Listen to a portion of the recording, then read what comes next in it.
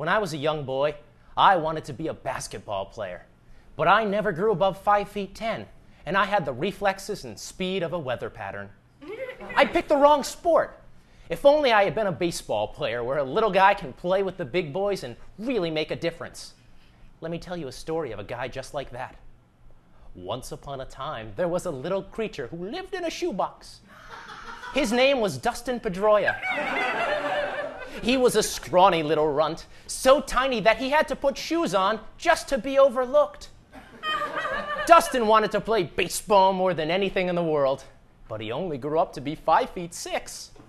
Then one day, a friend told him that he could be anything he wanted, if only he just lied and demanded to be listed in media guides as 5 feet 9.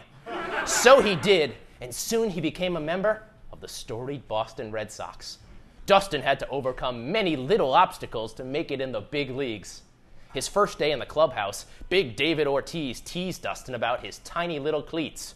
"These look like baby shoes," he gloated, grabbing Dustin by the scruff of his collar and tossing him across the room.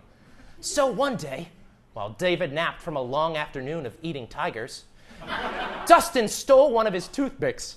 He whittled it down into a baseball bat and walked onto the field.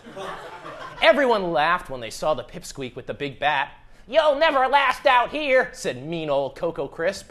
"He's like a little ferret with a jersey," laughed Mike Lowell, patiently scoping out cougars in the stands.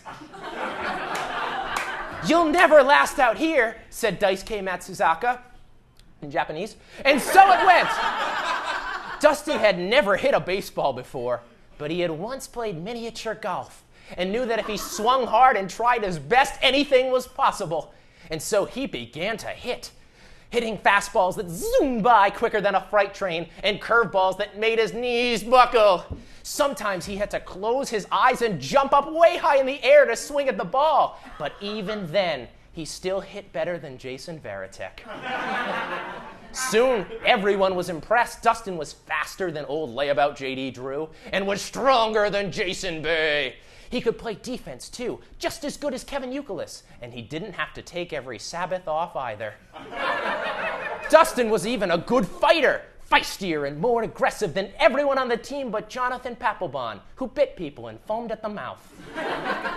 And then came the playoffs, where once his teammates teased him. They rallied around him and needed his help more than ever. And so Dustin hit and fielded and ran and threw with all his might, and the Red Sox came all the way back from the brink of elimination to lose, but lose with dignity.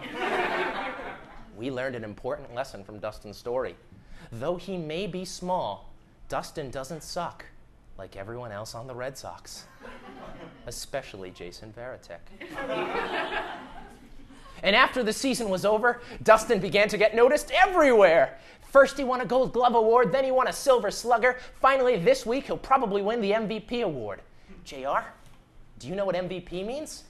No, Sean, I don't. Right there on the prompter. It means most valuable player, the best player in the American League. Not the National League, because there are players like Albert Pujols much, much better than he is, and normal human-sized as well. But still, Dustin proved all the doubters wrong, and thus gave hope to every little guy with a dream, a drive, and determination. Also, a ton of skill at baseball. Thank you, Sean Sportacus Sullivan.